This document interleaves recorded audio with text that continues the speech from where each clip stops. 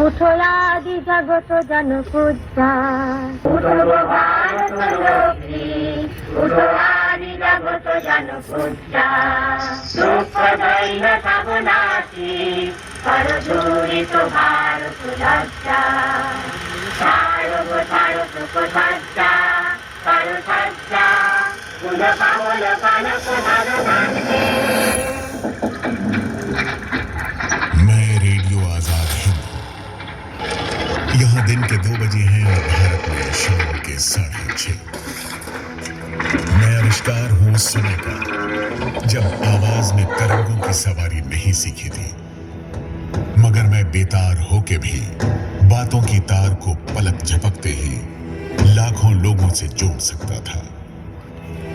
हर समाज, हर देश, हर सभ्यता को एक सोच की आवश्यकता होती है, और अगर वो सभ्यता गुलामी की बेड़ियों से संघर्ष में जूझ रही हो और उसे अपनी बात रखने का माध्यम सुलभ हो जाए, साथ मिल जाए, लोगों को जोड़ने का अवसर मिल जाए, तो संघर्ष को गति मिल जाती है।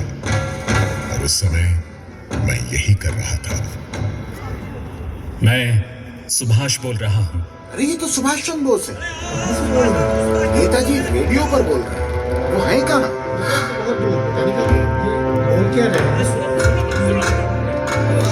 आज हम और हमारी मातृभूमि विश्व इतिहास के दोराहे पर आ खड़ी हुई है। मैं आजादी की चाह रखने वाले समस्त भारतवासियों से आह्वान करता हूं कि आप ब्रितानी गुलामी के खिलाफ तब तक युद्ध जारी रखिए जब तक मातृभूमि मुक्ति न प्राप्त कर ले। जय हिंद। 1939 का साल विश्व इतिहास में ऐसे जंग की शुरुआत का साल था जिसमें विनाश की नई परिभाषा करती थी। पराधीन भारतवासी अपनी स्वतंत्रता के लिए संघर्ष कर रहे थे। वायसराय ने फरमान निकलवा दिया कि जब तक लड़ाई चल रही है, भारत अपनी आजादी की बात न करे। इस फरमान के विरोध में भारत के अलग अलग सूबों की कांग्रेस सरकारों ने इस्तीफा देना शुरू कर दिया। सुभाष बाबू कांग्रेस छोड़ अपने संगठन को मजबूत करने में लगे थे। उनकी राय बिल्कुल अलग थी। आजादी का लक्ष्य प्राप्त करने के लिए कठोर निर्णय लेने ही होंगे। अहिंसा का विचार पावन और कारगर विचार है, लेकिन जब इससे बात नहीं बनती तब दूसरे रास्ते भी ढूंढने पड़ते हैं। भारत के लिए ये सुनहरा अवसर है। ब्रितानी हुकूमत से अब हमें कोई समझौता मंजूर नहीं। All power to Indian people.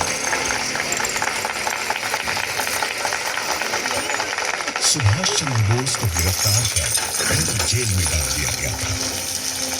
Subhash के लिए अब संघर्ष करना कठिन होता जा रहा था।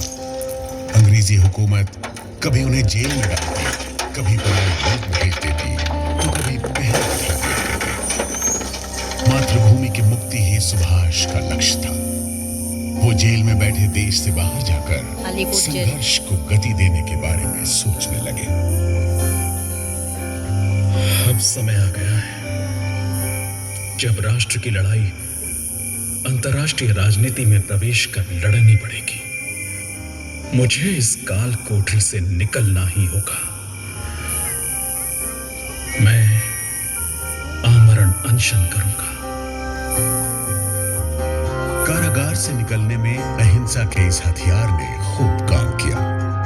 वे रिहा हो गए, लेकिन उन पर निगरानी बदस्तूर हो गई। यूरोप की धरती पर बंदी बनाए गए लोगों ने शर्म रखी। किसी तरह उन्हें लामबंद किया जा सके तो एक बड़ी शक्ति के साथ इस ब्रितानी हुकूमत पर धावा बोला जा सकता है। 17 जनवरी 1941 की रात अपने भतीजे शिशिर की मदद से बंद गले की शेरवानी, खुला पजामा और सिर पर रुएदार अस्तरखानी टोपी पहन मोहम्मद जियाउद्दीन बन वो हिंदुस्तान से निकल गए। अकबर शाह नाम के एक शख्स की मदद से वो काबुल पहुंचे। आगे का सफर उन्हें खुद ही तय करना था। सुभाष भेस बदलते, जुगत भिड़ाते, बचते बचाते बर्लिन पहुंचे। जिस माटी में सुभाष पैदा हुए थे, उसी माटी की मुक्ति के लिए उन्हें उससे दूर जाना पड़ा।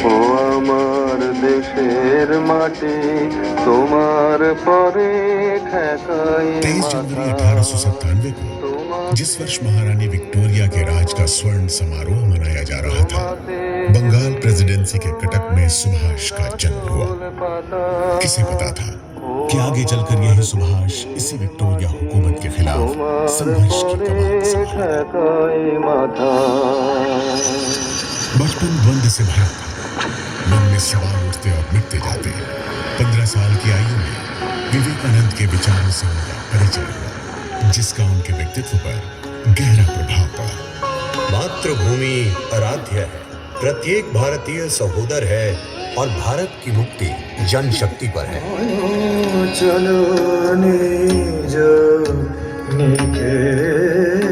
मैट्रिक की परीक्षा पास कर सुभाष प्रेसिडेंसी कॉलेज आ गए।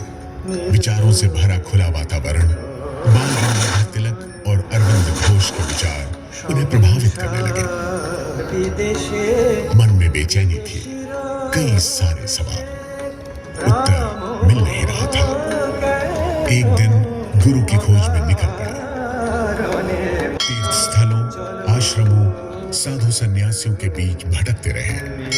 विचलित मन शांत हुआ, तब घर लौट आए। गुरु तो नहीं मिला था, लेकिन संशय के बादल थोड़े छट गए थे। मन में मातृभूमि और उसकी मुक्ति की बातें घूमने लगी थी कि तभी पिता ने फरमान सुनाया कि सुभाष, तुम कैम्ब्रिज जाओ और ICS की परीक्षा दो। सुभाष दुविधा में जरूर पड़े, लेकिन पिता के आदेश को ना नहीं कह सके और समुद्री जहाज से इंग्लैंड के लिए रवाना हो गए। जाते जहाज से सुभाष अपनी मातृभूमि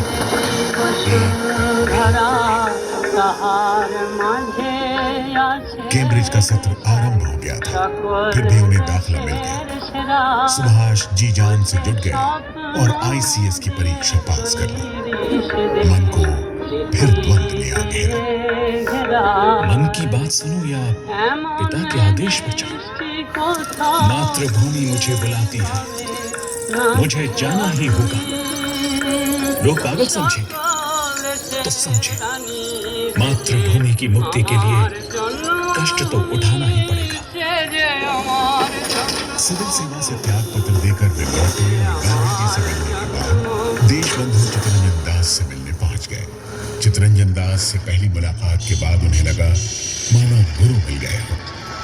सुभाष चितरंजन दास के सिपाही बन स्वतंत्रता आंदोलन में फूट गए।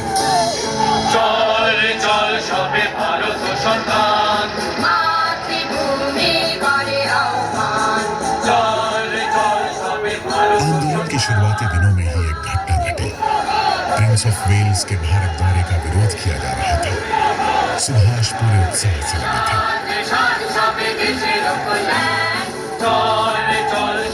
गिरफ्तारियां हो रही थी कि तभी खबर मिली कि देशबंधु जी की पत्नी वासंती देवी गिरफ्तार कर ली गई।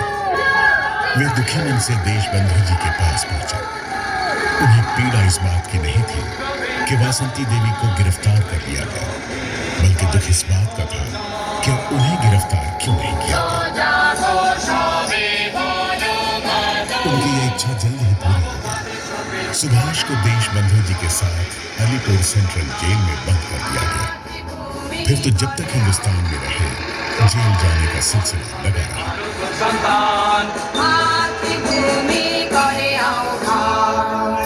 नई दिशा देने वाले हमेशा धारा के विपरीत वेगमयी लहरों से टक्कर लेते, नवीन पथ का निर्माण करते हैं, नई पहचान देते हैं। बोली भाषा को बदल दें तो संस्कृति बदल जाती है, नाम और वस्त्र से पहचान। बरतानवी हुकूमत ने भारतीय पहचान को धूमिल कर दिया था। सुभाष ने निगम कर्मचारियों को खादी वस्त्र पहनाकर निगम की गलियों के नाम भारतीय विभूतियों के नाम पर रख धूमिल पड़ती पहचान को फिर से जिंदा कर दिया था। सुभाष अपने लोगों के बीच लोकप्रिय होते जा रहे थे। इसीलिए सुभाष हुक्मरानों की आंखों में चुभने लगे और क्रांतिकारी षड्यंत्र का झूठा आरोप लगा उन्हें गिरफ्तार कर बर्मा के मांडली जेल भेज दिया गया। ये वही जेल है जहां लोकमान्य तिलक और लाला लाजपत राय जैसे संग्रामियों को रखा गया था। मांडले मेरे लिए जेल नहीं, तीर्थ है। मैं तीर्थ पर निकला हूं। मांडले जेल नहीं, यातना गृह था। लकड़ी का बना लकड़कोट था। मौसम की मार पड़ती, बारिश का पानी अंदर घुस आता। कहाँ खड़े हो, कहाँ बैठे? गिरता स्वास्थ्य और निमोनिया की मार झेल 3 साल की सजा के बाद वे एक मजबूत नेता के रूप में बाहर निकले। सुभाष युवाओं के चहेते बन गए थे। उनकी उपस्थिति युवाओं में जोश भर देती थी। गांधी जी जब एकांत में चिंतन कर रहे थे, तब सुभाष ने स्वतंत्रता संग्राम की गति को बनाए रखने में आगे बढ़कर योगदान दिया। मिल मजदूरों को संगठित किया, साइमन कमीशन का विरोध किया, विदेशी वस्तुओं का बहिष्कार। सुभाष युवाओं और श्रमिकों के चहेते बन गए। उनकी उपस्थिति सभाओं में जोश भर देती थी। अपने पिता के साथ चले संग्राम में तो सुभाष जीत गए, लेकिन स्वाधीनता संग्राम की भूमि पर राष्ट्रपिता खड़े थे। व्यास नदी का किनारा था और ऊपर स्वतंत्रता संग्राम का झंडा लहरा रहा था। गांधी जी ने संपूर्ण स्वाधीनता का प्रस्ताव रखा। सुभाष खड़े हुए और बोले, आप संपूर्ण बहिष्कार के लिए तैयार नहीं। काउंसिलों के बहिष्कार से कुछ हासिल नहीं होगा। मेरा सिद्धांत है, सब कुछ या कुछ नहीं। जब तक दलित, श्रमिक, वंचित संगठित नहीं होंगे, सविनय अवज्ञा कारगर नहीं होगा। गांधी जी के सविनय अवज्ञा के प्रस्ताव को स्वीकार कर लिया गया, लेकिन मतभेद की लकीर खिंच गई थी। सुभाष एक बार फिर गिरफ्तार कर लिए गए। 1 साल बाद जब छूट कर आए तो फिर जेल में डाल दिए गए। मध्य प्रदेश के सिवनी जिले में जब तबीयत खराब होने लगी तो रिहा करने के बजाय वियना भेज दिया गया। अजीब सिलसिला था। सुभाष की आजादी हुकूमत के लिए खतरा बन सकती थी। 1938 में जब इंग्लैंड में थे, तभी पता चला कि उन्हें कांग्रेस का अध्यक्ष बना दिया गया है। नए इरादों और भविष्य के सपनों के साथ हरिपुरा गुजरात के अधिवेशन में पहुंचे और पूरे जोश से घोषणा कर दी, साथियों, धरती पर अब ऐसी कोई ताकत नहीं जो भारत को पराधीन कर सके, और आने वाले वक्त में हम इसे सत्य करके दिखाएंगे। सुभाष नई सोच और जवां इरादों वाले नेता थे। वे भविष्य के सपने देख रहे थे। आजाद भारत आर्थिक प्रगति के रास्ते पर कैसे चलेगा? दुनिया के दूसरे देशों के साथ कंधे से कंधा मिलाकर बराबरी के साथ कैसे खड़ा होगा? अपने ही लोगों के बीच सुभाष को शक की नजर से देखा जाने लगा। इसीलिए जब दूसरी बार अध्यक्ष पद के लिए खड़े हुए और जीत गए, तब कार्यकारिणी के सदस्यों में से अधिकांश ने इस्तीफा दे दिया। गांधी जी ने सीतारमैया की हार को अपनी हार तक कह डाला। गांधी और सुभाष के नजरिए की खाई और गहरी हो गई। सुभाष गांधी जी से मिले, लेकिन खाई पाटी नहीं जा सका। मध्य प्रदेश के त्रिपुरी में बीमारी की हालत में भी जाना पड़ा। आंतरिक खींचतान और दमघोंटू वातावरण। सुभाष ने अप्रैल 1939 के कलकत्ता की बैठक में इस्तीफा दे दिया। कांग्रेस ने दूरदृष्टि वाला, विचारोत्तेजक युवा अध्यक्ष खो दिया था। सुभाष खिन्न थे कि जिस संगठन के साथ आंदोलन में उन्होंने अपने जीवन के 20 वर्ष लगा दिए, वहां इतना अविश्वास।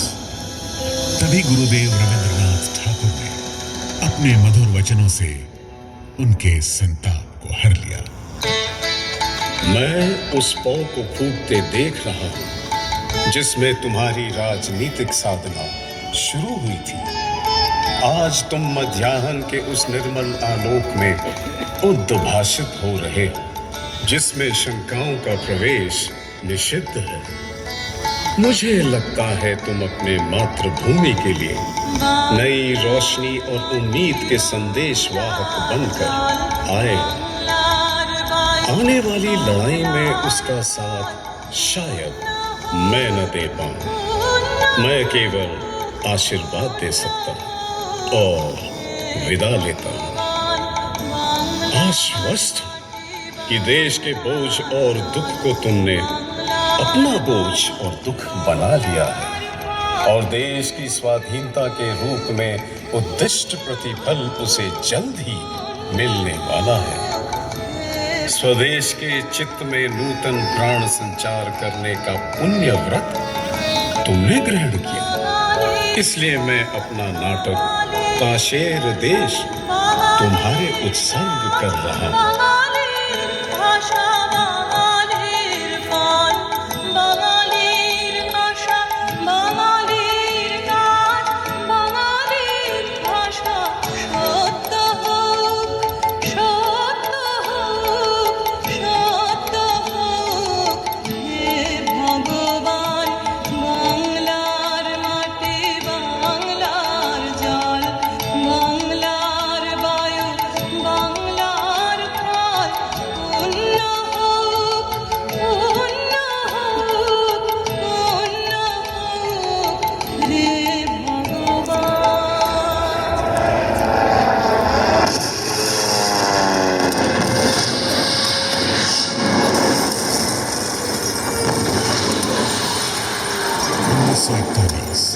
दूसरा विश्व युद्ध चल रहा था। सुभाष यूरोप में मौजूद थे। प्रवास ले रहे युद्ध बंदियों को लेकर इंडियन नेशनल आर्मी की स्थापना कर दी। रेडियो जैसे आधुनिक संचार माध्यम को संघर्ष का माध्यम बना दिया और इस तरह आजाद हिंद रेडियो स्वरूप में आया। साथियों, भारत की मुक्ति का समय आ पहुंचा है। भारत उठेगा और गुलामी की उन जंजीरों को काट फेंकेगा जो जमाने से उसे जकड़े पड़ी हैं। भारत की मुक्ति के लिए एशिया और विश्व के अन्य देश भी आगे बढ़ रहे हैं। सिंगापुर जापान के कब्जे में था। नेताजी चलती लड़ाई में महीनों लंबी यात्रा करके समुद्र के रास्ते पनडुब्बी से जापान पहुंचे। पहली मुलाकात में ही जापानी प्रधानमंत्री तोजो ने बिना शर्त मदद का मौका दे दिया। सुभाष के आजाद हिंद फौजी शिखर समान सिर ऊंचा किए खड़े थे।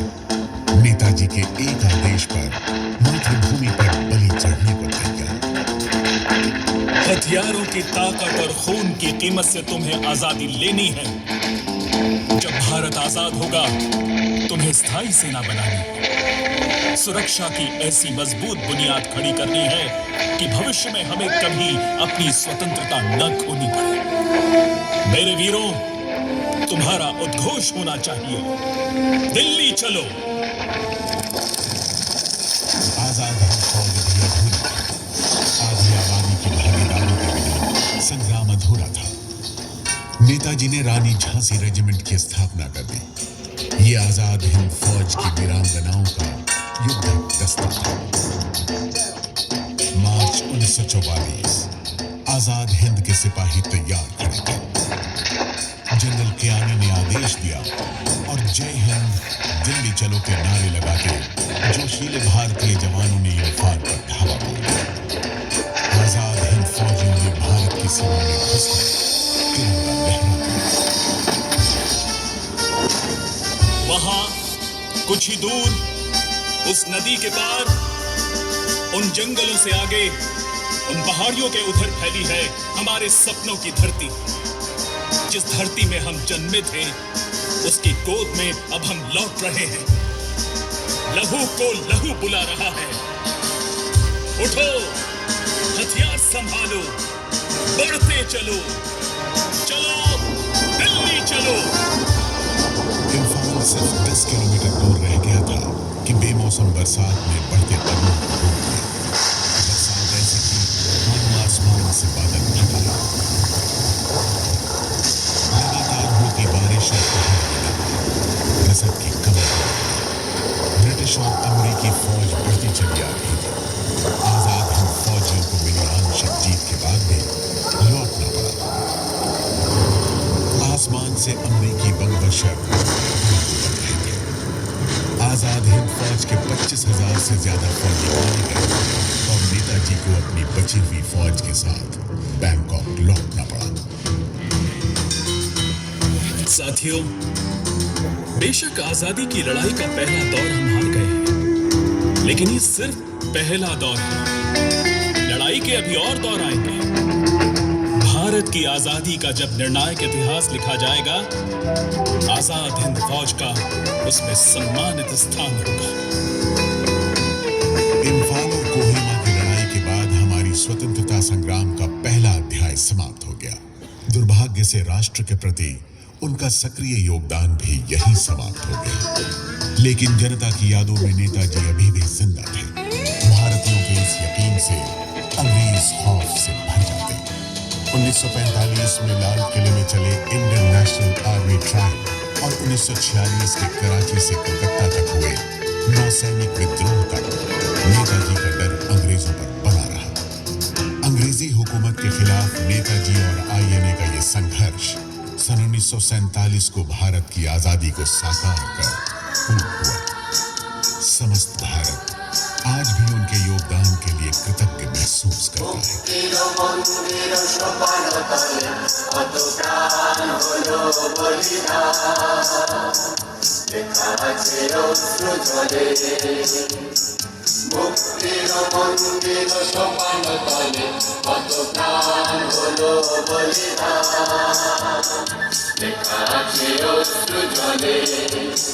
কত বিপ্লবী বন্ধুর রাতে বন্দিশালা রহিছে কলো ভাঙা কত বিপ্লবী বন্ধুর রাতে বন্দিশালা রহিছে কলো ভাঙা তারা কি ফিরিবে আর সুপ্রভাতে কত তরুণ অরুণ গেছে আস্থা চলে মুক্তির মন্দির সোপান তলে কত প্রাণ হলো বলিদান লেখা আছে অশ্রু জলে মুক্তির মন্দির সোপান তলে কত প্রাণ হলো বলিদান লেখা আছে অশ্রু জলে লেখা আছে অশ্রু জলে লেখা আছে অশ্রু জলে।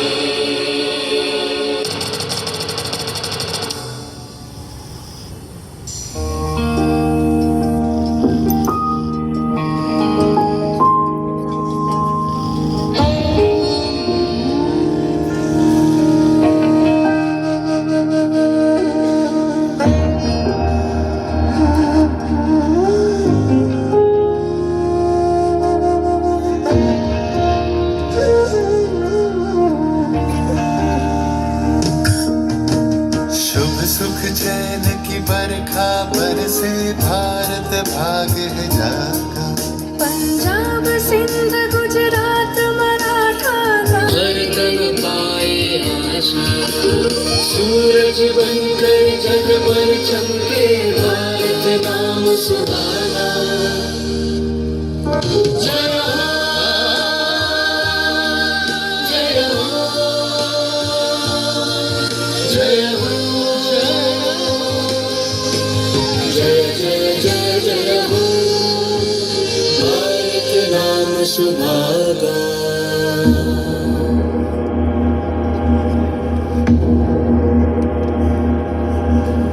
जनगण मन अधिनायक जय हे भारत भाग्य विधाता पंजाब सिंध गुजरात मराठा द्राविड उत्कल बंगा विंध्य हिमाचल यमुना गंगा उच्छल जलधि तरंगा तब शुभ नामे जागे शुभ आशीष मांगे गाहे तब जय